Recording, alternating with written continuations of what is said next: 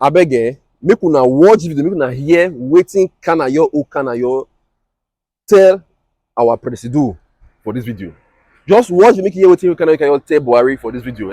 Make you know say we still get people wey get brain for this country. After that one, I go still show una that video wey be say Aisha Yesufu, una know na one of our brain houses for this country. Na hear message wey she talk about Peter Obi campaign for northern Nigeria. And as I dey watch the video, make una make sure say una dey share this video so everybody go see am, make dem know wetin dey sup for the country. Oya na, una watch the video. My dear President and Father of the Nation, Muhammadu Buhari, GCFR, Commander-in-Chief of the Armed Forces of the Federal Republic of Nigeria, I hope this message meets you well, sir. My name is Kanayo O Kanayo. I'm an actor and a lawyer, and I hold the national honor of Member of the Order of the Federal Republic, MFR. Sir, on this occasion of my 60th birthday, I want to make an appeal to you as a son and a patriotic citizen whose industry contributes meaningfully to the nation's GDP. Mr. President, sir, this is not one of those appeals orchestrated by people to lend their voices. For it's common in our climb for people to urge celebrities and popular people to lend their voices to national issues or a growing concern. I am not lending a voice, sir. I am deeply pained by the loss of lives, wanton killings, and general insecurity in the land. The Southeast geographical zone is under siege. Someone may tell you it's what they brought onto themselves. As a son reporting to you, unofficially, every Monday is a sit at home, and every other day Mazi Nnamdi Kanu is to appear in court. Your Excellency, Mr. President, the sit at home is very effective. Even government vehicles are off the road. Economic activities, sir, are paralyzed. Not good to be told otherwise, sir. The negative impact of this may be seen as only affecting the region, but Your Excellency, sir, it has a rippling effect on the entire nation's economy. Your Excellency, you are the father of the nation, with numerous sons and daughters, including Mazi Nnamdi Kanu. Sir, the buck stops at your table. I know and I appreciate that Nnamdi Kanu's case is before the courts, and you usually do not like to interfere with court cases. But at this stage of heightened tensions in our country, it is no longer enough to say that the matter is in court. You're a president with executive powers. My appeal, sir, Biko, release Mazi Nnamdi Kanu. It's my 60th birthday appeal. Thank you, sir, and God bless you. And there were Your Excellency. I've always talked about the president's nuisance value and how we can put it to use. One of the things that the president has really done is, by his incompetence and failure, shown everybody that it is not about who is from your place, but more about who is ready to do the work. Well, it might not be everybody, because there are certain, as we go into the election, there are certain people who clearly are still based on the fact that this is our own and that's all that matters.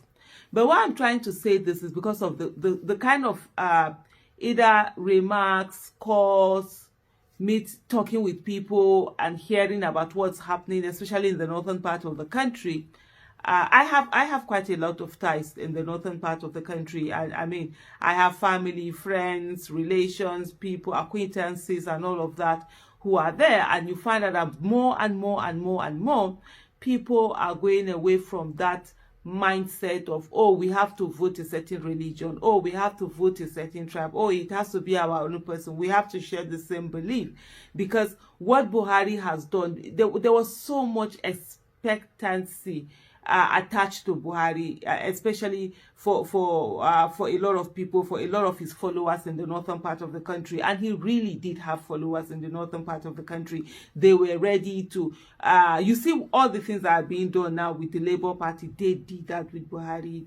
They gave him money, they gave him support, they did things for him. I remember when he did his declaration in 2014, they came, a lot of people came, they came on their own, and many of them, you know, they slept outside, they slept at Unity Fountain, they slept at Eagle Square and all of that, because a good number of them, they couldn't get ready for hotel. But this is how much they loved him. And then he gets into power. So a lot of them believe that he was going to solve the problem of the country, the problem of poverty, a lot of people believe that the problem of poverty, the problem of insecurity, the problem of corruption, and the lack of development and all of that, that Buhari was going to solve that. And they put a lot of belief and hope in him, and unfortunately he didn't. Not only did he not, he was so indifferent to the plight of the people. And for me, I don't have the statistics per se, but I will really say that the people that have really borne the brunt of Buhari's incompetence and Buhari's failure basically are more people from the northern part of the country, especially the northwest part of the country, most especially even his own state, that have really been facing so much with the insecurity. And so a lot of people have been so disillusioned, a lot of people have been so disappointed, a lot of people have just are pained at the fact that he had just turned his back on them, and he sort of like has forgotten about them. So you see more and more people into like, no, please, we don't want to hear anything about you telling us about religion or ethnicity when it comes to vote. And you see a lot of people so angry at the president. I'm shocked. People that literally wanted to lynch me, literally wanted to kill me, you understand?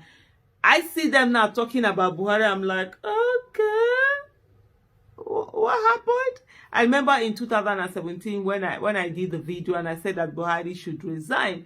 He didn't have the capacity to take care of the country, and at the same time he was also sick, that he needed to take time out and go and take care of himself, health and all of that. A lot of people came after me. They were cursing, there were a lot of threats. Like yesterday, I was talking with my sister. I was on a phone conversation with my sister, and we're just talking about this whole, you know, Buhari, and then she was talking about certain things because she lives in the north, and then she was like, oh, I think what is going on, what people are saying, and even with the election, and how a lot of people are saying that for them it's Peter Obi that they are looking for. Don't mind whatever it is that people are saying to you in terms of the fact that, oh, Peter Obi is not known and stuff like that. Gradually, he's making impact in the northern part of the country. I've gotten a lot of calls from people, and I've had conversation that people have had, and she was like, you know, as of that time when that thing happened, I remember she was telling me that my mom had to call her to say, okay, she should start wearing niqab. For those who don't know, niqab is the face veil that Muslim women wear. So this is like the hijab. So when the ones that they cover the face, and so that's the niqab, as in, because for me, I and my sisters, we look alike. There are a lot of people who can't even differentiate. Also, we don't even see that we look alike. But to a lot of people, we do look alike, and we're like, so that the rot that was supposed to be meted on me will not be put on her. And my sister just bluntly refused that if she's not wearing niqab for the sake of Allah, why would she wear niqab? Because she's afraid that some people will kill her. I mean, I grew up from a family of people that are very stubborn anyway, and she refused to. And we're just talking of the fact that now you see people, they're the ones saying, so if you see the way they are cursing Buhari in the north, it's crazy. Malams, you know, when they say, oh no, you shouldn't talk bad. Hey, now they are comparing him with Fir'auna, the Pharaoh. I mean, you know, of course, if you know for those who are Christian, it's the same thing. You know, Moses, the Pharaoh that pursued Moses into the Red Sea, the parting of the Red Sea, and then that went in, and the whole Red Sea closed over them. That's the Pharaoh we is also in Islam. We have that also for Fir'auna, and they compare the president to him. They talk, if you see, you can't even say something, go and be try even say something nice about Buhari on the streets of either Kano, Kaduna, Zaria, and all of that. People will literally like want to lynch you. So people are so angry at him, and for me, it's anybody with that sees what's happening. It's like you see how he has been so disdainful of them, how he has been so not what's the word I'm looking for now, how he has been so unfeeling and uncaring about the pains that they've had to go through and the things that they've had to go through and the suffering and all of that. And it's always so pathetic, really, seeing how the president cannot even muster like empathy to just even like, okay, feel the pain of the people, even if you can't do anything, even if it means you can't do anything, at least empathize with them and show that you care, so that they feel what they are going through. But he hasn't done that. So what that has done is that it has made people so angry, so angry and so disappointed. And for me, this is the first time. I'm 48 and I've lived in the northern part of the country all my years. Yeah, we do go visit the southern part because I'm from Edo State, and so, but I've lived in the northern part of the country, more in the core north, for at least my first up to like 30 years. Yeah, up to like almost 30 40 years, almost 40 years living there. So I've seen this thing, but you see things are changing where people are like, oh no, they don't even care, they don't even want to hear any malam coming to tell them that, oh, this and that, please just keep that there. When we're suffering, where have you been? So in terms of, you know, some of that's the nuisance value that Buhari had brought in, that can also be used, and it's something that can be worked towards, and you'll be surprised at the kind of votes that will come in, because a lot of people are disappointed. I remember there's somebody who was saying that for him, if he wants to see, if Peter Obi does not have a strong chance, according to him, that he would rather not even vote, that's his candidate. But if he doesn't seem to not to have, so what must be done, of course, is what people are already doing, which is, you know, continue to campaign, continue to, don't waver, just keep going. There are just days to election, there are months to election. It's less than 6 months to the election, so let's all continue to do what we're supposed to do to get a country that works for all of us. We've seen it repeatedly. It doesn't matter where the president is from. It doesn't matter the president's religion. It doesn't mean that you have good governance. If the person is not competent, it affects everybody. If the person is competent, whether it's from your place or it's not from your place, you're going to enjoy. And that's what we should be emphasizing on more. Let's get competent people into office rather than just getting anyhow people. And at the end of the day, all of us are suffering.